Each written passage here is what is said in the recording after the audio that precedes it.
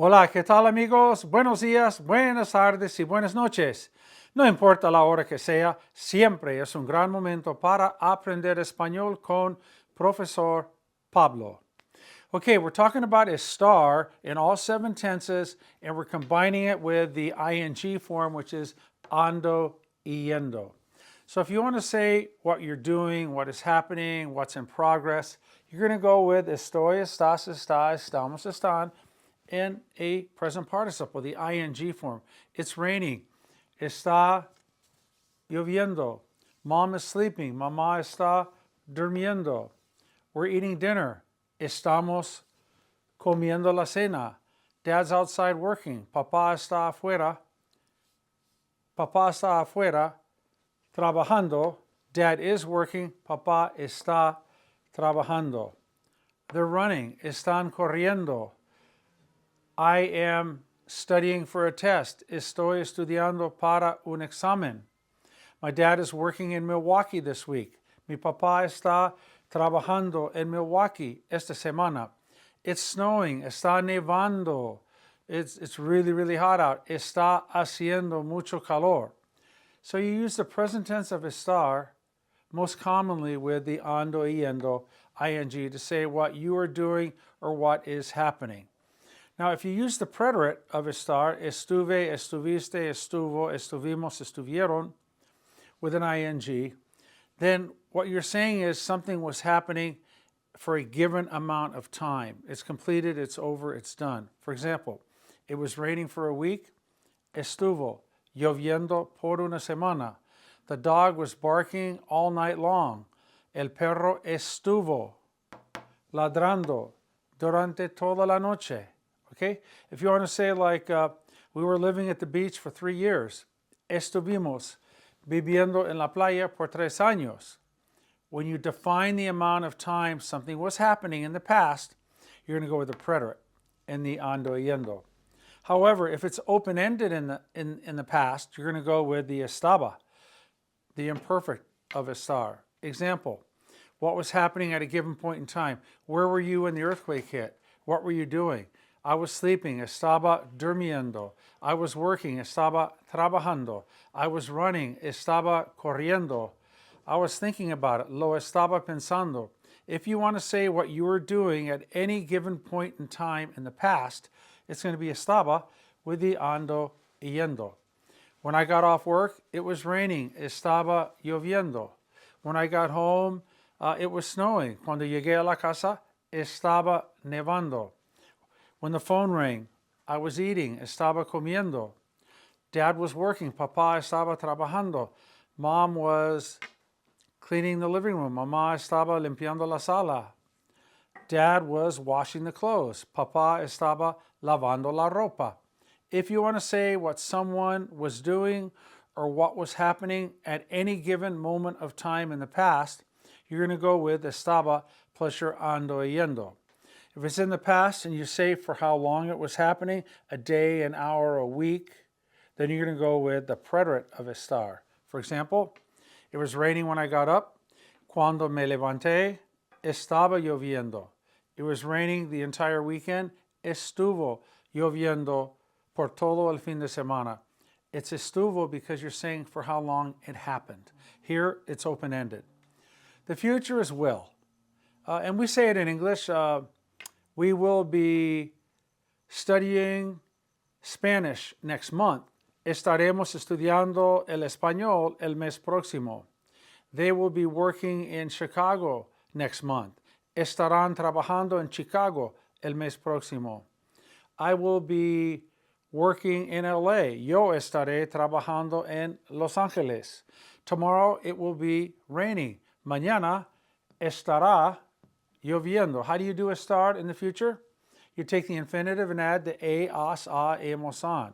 It will be snowing this weekend. Estará nevando este fin de semana.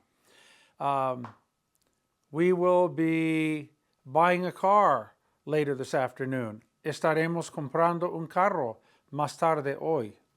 So to say what will be happening or what you will be doing, whatever it is that you want to say will, and then ing, like I will be, whatever the ing is, That's going to be estaré plus your ando, yendo.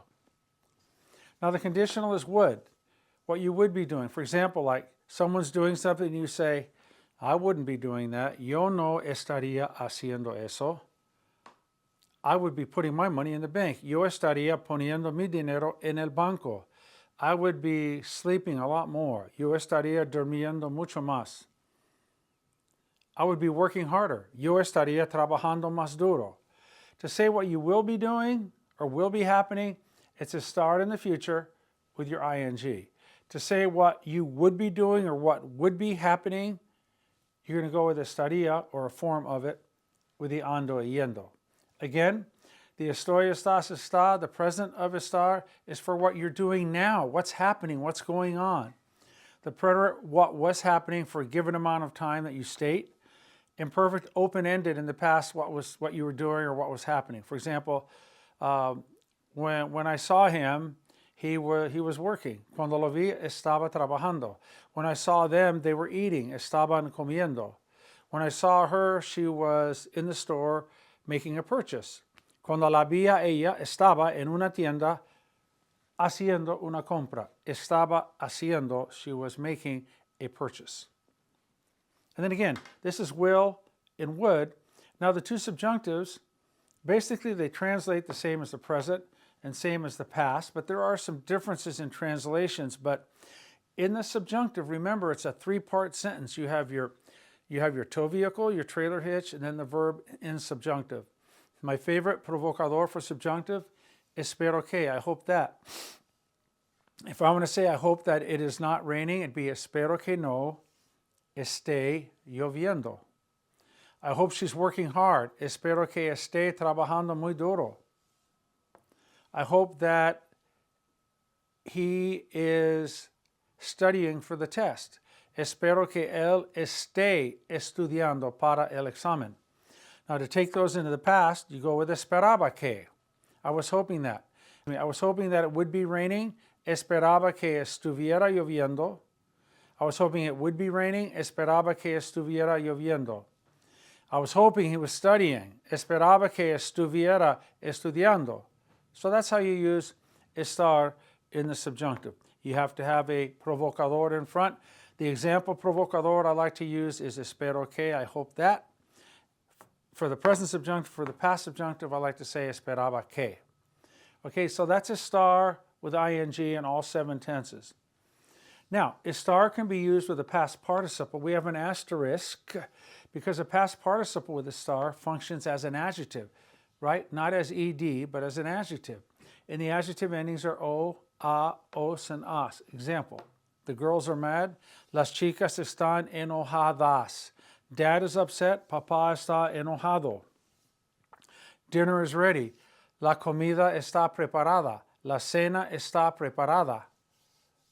Lavado. The clothes are washed. Toda la ropa está lavada. La ropa está lavada. Lavada ending in a because it agrees back with la ropa. Everybody's worried. Todos estamos preocupados. OS. The girls are worried. Las muchachas están preocupadas. How about vendido? All the houses are sold. Todas las casas están vendidas. We went to see the houses. Fuimos a ver las casas, but they were all already sold. Pero todas las casas ya estaban vendidas with an AS.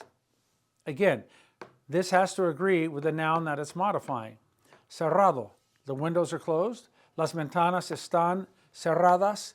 The windows were closed. Las ventanas estaban cerradas. Like when you looked up or when you drove by, right? Or when you got home. Okay? Let's go to a store here. The store was closed for a year. All right, we're specifying how long. We've got to go with the preterite. La tienda estuvo cerrada por un año. But if you want to say the store was closed when you drove by, that would be la tienda estaba cerrada because it was closed before you got there and after you left. La tienda estaba cerrada cuando yo pasé, cuando yo llegué. Estaba cerrada. That's your imperfect. A point in time in the past is imperfect. Let's go with casado. She's married, está casada. He's married, está casado. They are married, están casados. Let's say, unfortunately, they split up and you want to say they were married. Estaban casados. Just mentioning the fact that they were married. Estaban casados.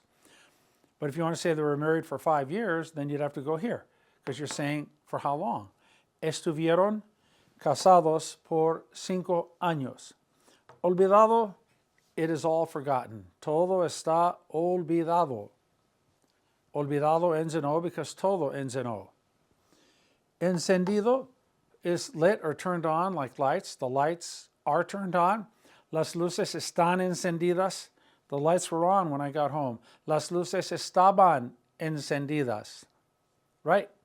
So there is estar with ing and with the ado, ido. So just a review on the different conjugations of estar in all 7 tenses. And a reminder that when you use ado, ido with estar, it's got to agree with the noun that it's referring to. Whether the noun is stated or not, that adjective has to agree with whatever was said prior or said in that very sentence. Okay? So there you go. Estar plus ando, yendo, and with ado, ido. And again, you can only do 10 things to a verb. You can leave it in the infinitive, you can put it in the ing, you can put it in the past participle, or you can conjugate it in one of the 7 tenses. Okay? All right, that's it for now. We'll see you soon with our next lesson. Have a great day. Thanks for tuning in. And please subscribe and like. We're trying to hit 5,000 subscriptions by the holidays, and then we'll set our next goal. So thank you very much. Greatly appreciate it. Hasta luego.